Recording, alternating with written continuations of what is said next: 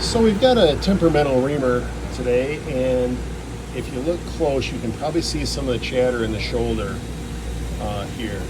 I've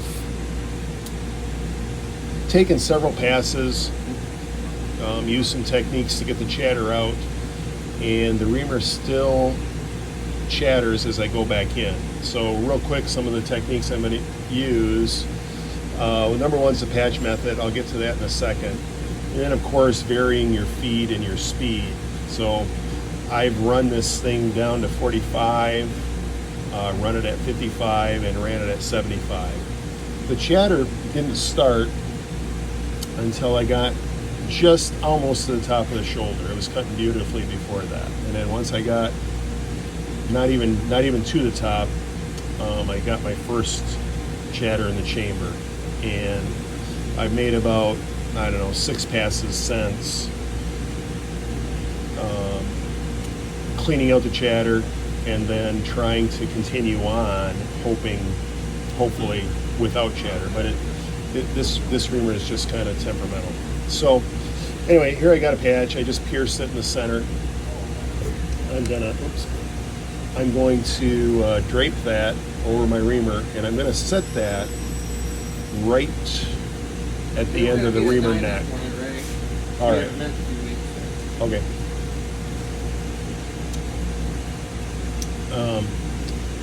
So the goal is to get this patch to kind of wrap around and mold around the neck, which will help stabilize it inside my chamber.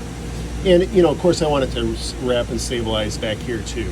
But for now, if I was farther in, I'd be probably more concerned about getting it stabilized back here around the body. But for now, I'm going to stabilize it as best I can around the neck. It's a nice soft Pro-Shot 1.5-inch patch. You want a patch that's big enough to stabilize it, but not so big that it bunches up rather than can conform and fill the flutes. You don't want it to hold the reamer off sides. So let me, a little hard to work around my camera mount here. Let me see if we can get this in there.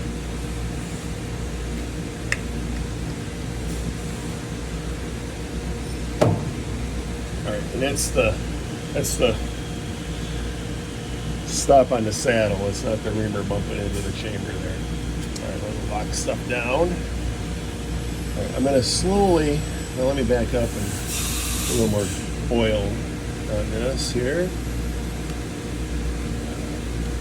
Oil is just the Viper Venom, and I mix a little Castrol Molly D in with it, maybe 5 to 1. Viper Venom to the Molly D. Alright, so I'm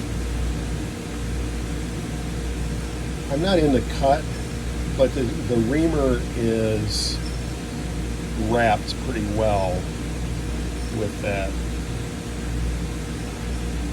patch. Alright. We're going to stay at 75. No, we're at 55. I'm going to stay at 55.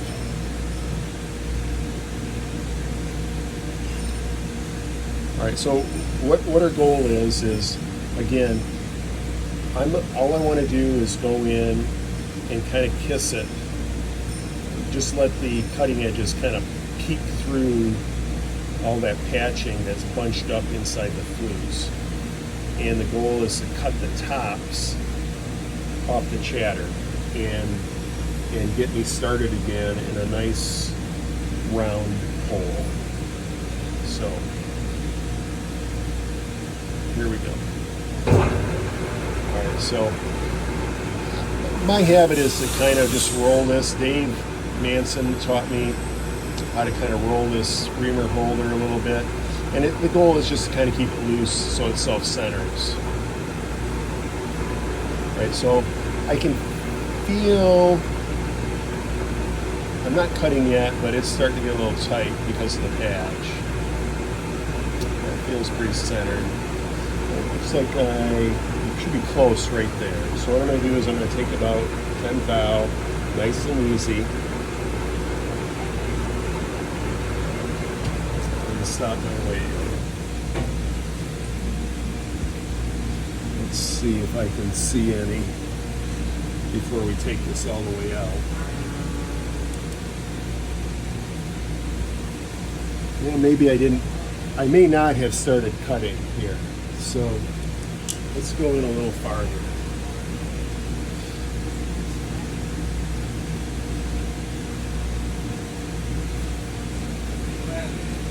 All right, here we go.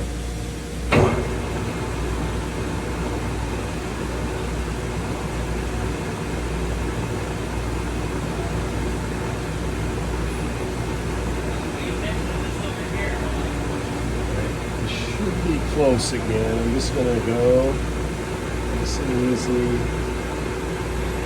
a steady feed.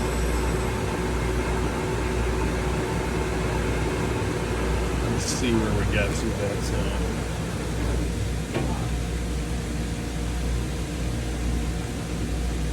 Yeah, I can see I've taken a real fine cut. Let me back my tailstock out here.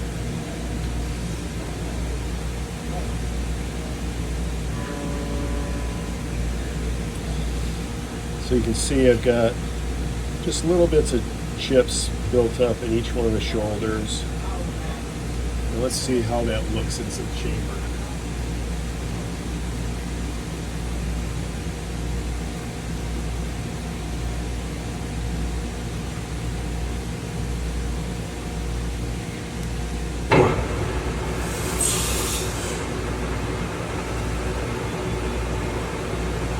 Got to wipe the oil out because the oil will kind of give you this false shimmer. Sometimes the chatter is so obvious you can't miss it. Other times it's more of a shimmer chatter. And there might still be a hint of it in there.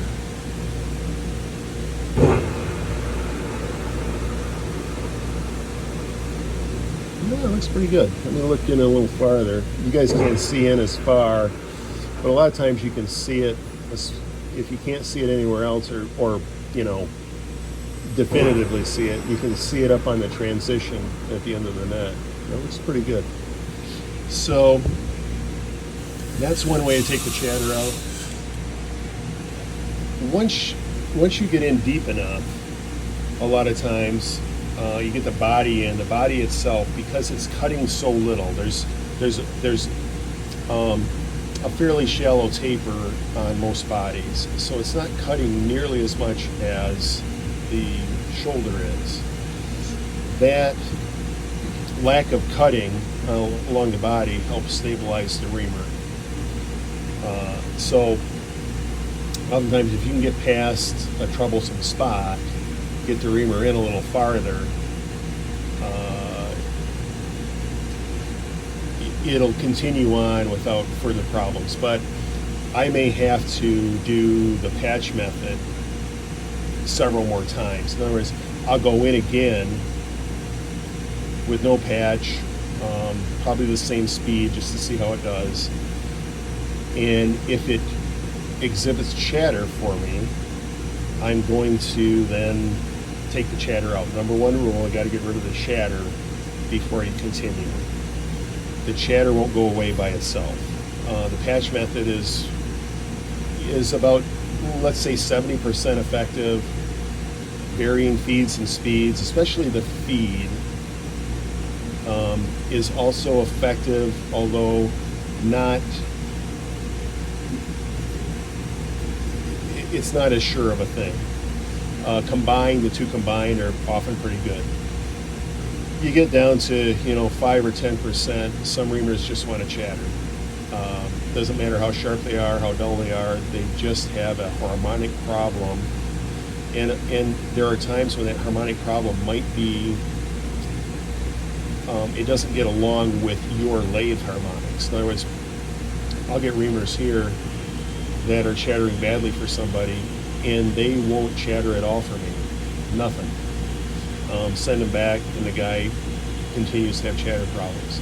There's just an incompatibility between the way that reamer wants to cut and his lathe. Could be the gear train, could be the power supply, the combination thereof, could be the setup in terms of how true he has the bore running, or how true the ram on his tailstock is.